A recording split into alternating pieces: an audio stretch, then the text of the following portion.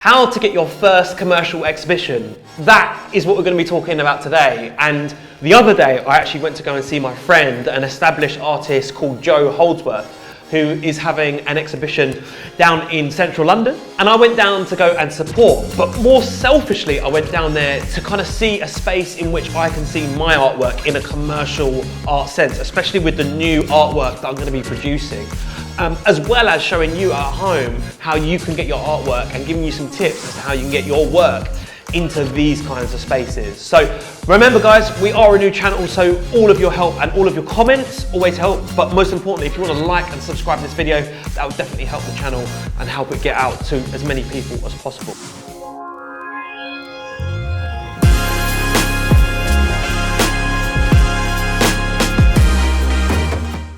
I thought it was really interesting to go down and see the exhibition in person, and there's a few things that I learned that I really want to share.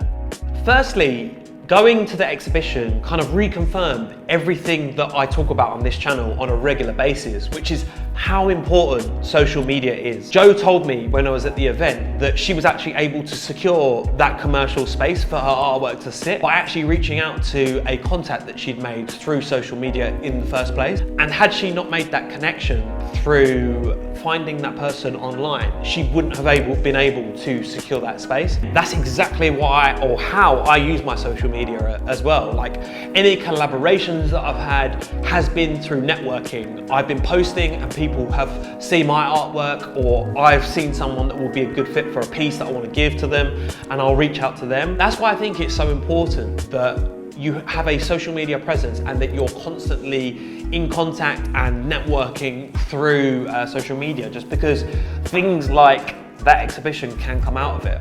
You've got to work out what you're doing before, what you're actually getting out of it. So when you do it, I've seen when you do your prints, you might sell a load of prints. So each individual post, what does it mean to, what you're actually doing for it?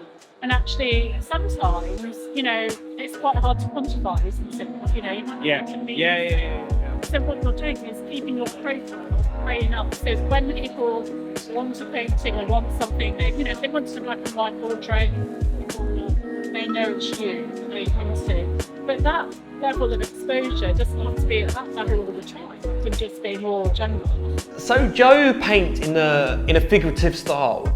She paints very minimalist, which I really like. I like kind of when it's clean and there's like, you can kind of think about the piece and there's not loads going on and it's kind of in your face. She paints in kind of like a nice subtle blue tone. It's quite calming to the viewer. And she does a lot of figurative work with these figures in different landscapes and different settings, which I find kind of interesting because I feel like it's not too offensive to the kind of the viewer of her work, and I guess commercially it can kind of fit into any environment. So that's why, again, I was really kind of drawn to her work in the first place. It was good to go to the event just to network with Jo, because she then ended up giving me the curator's name and her details to be able to then reach out to her as well. So like, even going to the event was kind of beneficial, because now if I do want to put myself forward to be in that space as well, I have the right person and the contact to be able to do that. And to me, it just underlined the importance of networking. Obviously, it was lovely to go down and kind of support, but more importantly, I was able to get a really crucial contact that I wouldn't otherwise have got if I hadn't been networking. A massive takeaway for me also was going down to a space like that in such a prime location and seeing how things were laid out, seeing the kind of ambiance, seeing who was there, basically taking ideas of how you can actually put on a great exhibition. I had my first exhibition at the start of 2022, and it was an amazing event, but it got so busy. It was like literally rammed, which obviously is like a dream scenario. But what I found interesting about Jo's exhibition was that it was kind of such a big space that it was difficult to fill. But at the same time, it was really beneficial because the artwork was able to kind of breathe as such. Like, you had a bit more space to just kind of take the artwork in, rather than it being like kind of a social partying gathering, which is really nice, and kind of, I like having all my friends there and all that kind of thing. But as you move kind of, I guess, higher into the art world and all that kind of stuff, you want kind of those that actually care about the artwork to kind of have a bit of space to be actually take in what it is that you're actually creating. And so I think when I have an exhibition going forward in a space like that, my big takeaway was to give the artwork a little bit of space so that your audience can kind of take it in for what it is and understand what the message is that you're trying to get across, as opposed to just trying to pack everything into the smallest possible space to create a vibe. The key things for me coming away from it was social media is really important. It's how she got in touch with the curator in the first place. Networking in person, you literally just can't beat it. Like, that's how I've managed to get a connection from that, from doing exactly that.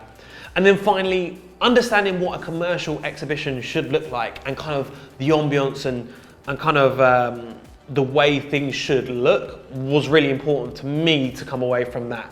And I think will be really helpful going forward, and hopefully will be helpful for you to understand that if you want to be in those kind of spaces, that is what you need to do. As always, if you have any comments as to what I say or don't actually agree with what I said, then it'd be really helpful to note in the comments. Subscribe, show some love, and hopefully an artist like yourself can also see this content, see some tips and tricks, and also take their artwork to the next level.